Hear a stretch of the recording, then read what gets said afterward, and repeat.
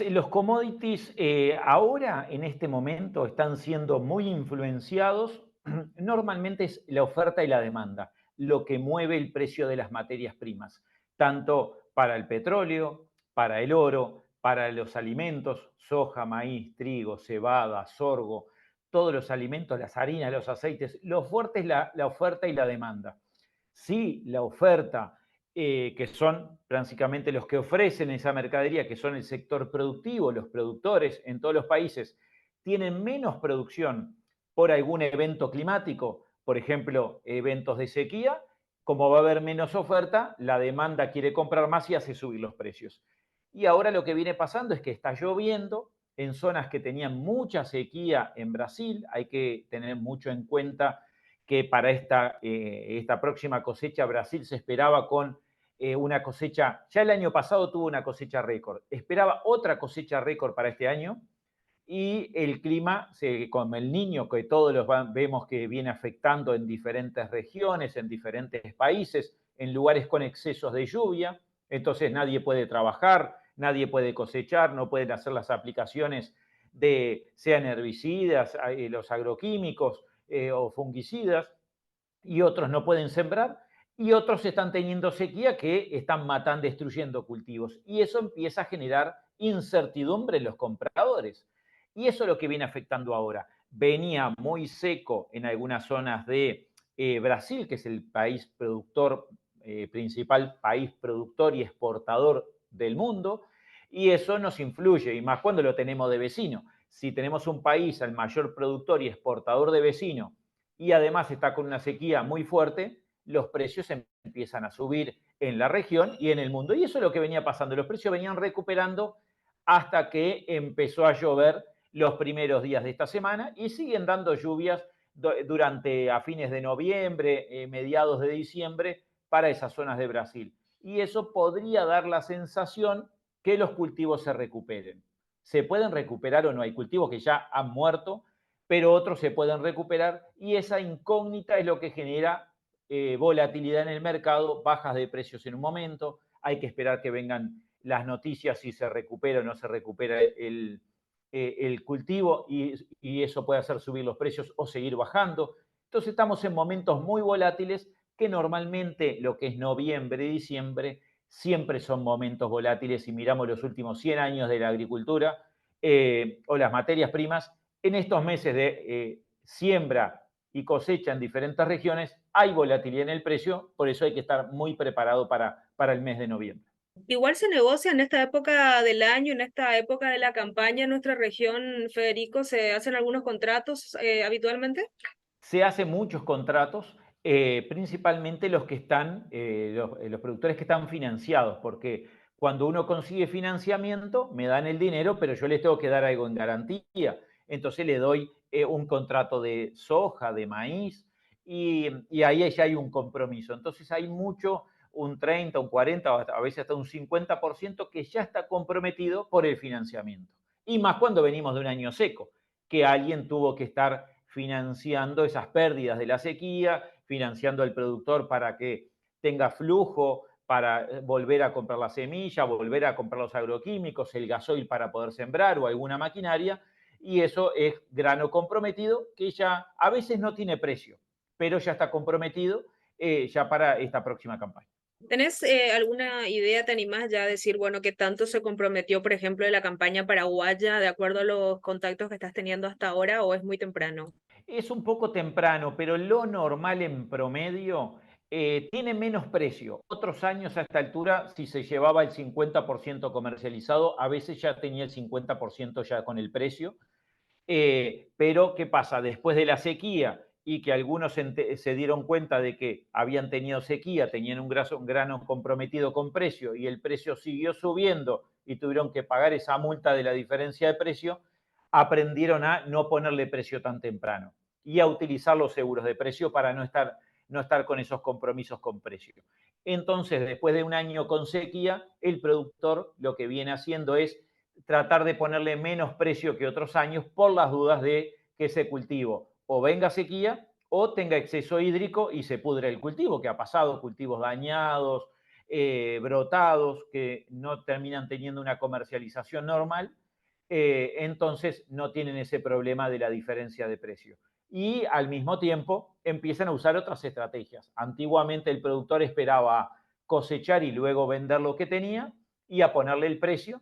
Ahora está utilizando herramientas financieras como los seguros de cultivo, como los seguros de precio, para no estar comprometiéndose tanto antes de cosechar o tener el producto. No vender la piel del oso antes de cazar el oso por las dudas de que no pueda encontrar ese oso. Ya nos hiciste un pantallazo de Brasil, Federico, contanos cómo le ves a Argentina en un momento en que se dieron cambios políticos importantes, ¿no? También afecta un momento fundamental del trabajo en las chacras argentinas. ¿Viste algún movimiento, algún impacto de estos cambios ya en el mercado de granos, en el mercado de commodities en general? Bueno, ahora es una buena pregunta porque si veíamos los últimos 10 años, se hablaba poco en el mercado, ya nadie quería saber noticias de Argentina porque era una incógnita muy grande, hasta a veces no se le tomaba mucho en cuenta en el mercado. Vemos, por ejemplo, el año pasado, cuando hubo seca en Paraguay, hubo seca en Uruguay, hubo seca en Argentina, y los precios no aumentaban tanto como si fueran otros años de seca en Argentina, porque el mundo veía que Argentina producía, pero el productor no quería vender porque era efectivo que tenía, su moneda era tener el grano, no quería los pesos, era caro salir a comprar dólares, hasta era prohibitivo comprar dólares, entonces guardaba el grano y lo tenía 1, 2, 3, 4 años igual. O hasta a veces lo entregaba en un silo y lo transformaba en una criptomoneda y con esa criptomoneda salía a pagar y tenía el grano en el silo. Entonces, todo eso ahora se empieza a dejar, se ve un escenario normal como tenemos en todos los países, que uno puede salir a vender la soja cuando quiere, al precio internacional de referencia, sin diferencias cambiarias, que se viene una modernización, porque vamos a ponerle así, porque quedó como dicen ellos, en la prehistoria, esa de tener un cambio para cada precio, no se veía desde la época romana. Entonces, viene una Argentina al mercado nuevamente a vender cuando los precios suban, a no vender cuando los precios bajen, a reinvertir en el campo porque venía cada vez el productor invirtiendo menos, entonces van a volver a invertir, a producir más, a hacer cambio de maquinaria, vuelven al mercado. Y eso el mercado empieza a mirar si llueve en Argentina, si no llueve, entra a entrar en las noticias que antiguamente no estaba y se ve una Argentina que está lloviendo, que está teniendo buen clima para la siembra de soja y maíz y por eso los precios también están medio presionados hacia la baja, tanto en soja como en maíz. Se va a empezar a afectar también en la harina, en la cebada, en el trigo, en el sorgo. Va a empezar a entrar a competir en el mundo y espacios que había liberado para otros países y eso nos va a ayudar a que también a que los precios bajen o a que los precios suban si hay alguna complicación climática en el mercado argentino. Fuera de nuestra región, ¿qué tenemos que estar mirando, vamos a decirle, de los protagonistas del mercado internacional? ¿Tiene que preocuparnos un poco Estados Unidos, China? Nos concentramos, bueno, obviamente estamos full con la zafra, con el avance acá abajo, ¿no? Pero ¿hay algo que mirar, que preocuparnos de afuera para estar prestando atención a las noticias que siempre hay que seguir, ¿no? Para tomar decisiones. Y ahora hay que mirar, el precio ahora vamos a ver qué va a suceder, que justo lo habíamos conversado hace 2 o 3 semanas creo contigo. El mercado está haciendo esto, China está comprando, está aprovechando a comprar en Estados Unidos y está dejando en segundo lugar a Sudamérica, esperando para que evolucione el clima. Entonces hay que mirar las compras chinas en Estados Unidos. Cuando China compra en Estados Unidos, el mercado de Chicago va a subir. Y lo hemos visto, que subió desde 500 a 520, veníamos desde 480, subió a 520 y ahora bajó de nuevo a 500. Y podría bajar de vuelta a 480 y 420 ¿cuándo? Cuando China venga a comprar a Sudamérica y deje de comprar en Estados Unidos. Y Chicago va a bajar. Entonces el productor tiene que estar atento a esa migración de las compras de China en Estados Unidos. Está comprando ahora, pero cuando venga de compras a Sudamérica, el mercado de Chicago va a bajar. Pero ahí al productor no le va a gustar. Pero ¿qué pasa? El costo, como se le llama, el descuento, se va a achicar también, porque va a venir a pagar Chicago -5, -10 o Chicago +10, +20, pero Chicago va a estar en 4.20.